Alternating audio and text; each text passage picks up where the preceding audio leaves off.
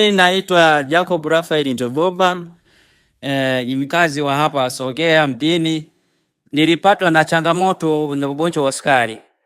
Baadaye nilimwona mtaalamu akanipa maelekezo ya kutosha na nikaanza kutumia dawa zinazohusiana na tiba ya ugonjwa wa sukari. Bahati nzuri nilitumia ndani ya mwezi mmoja, nikaona kwamba afya yangu inakuja vizuri, na baadaye nilikwenda kupata uthibitisho wa wataalamu hospitalini kwa vipimo, nikaona sukari imerudi kutoka 32 mpaka kufikia 0.8. Baadaye nilipoendelea na masharti zaidi, nikawa nimeenda tena kupima, nikapata 5.6.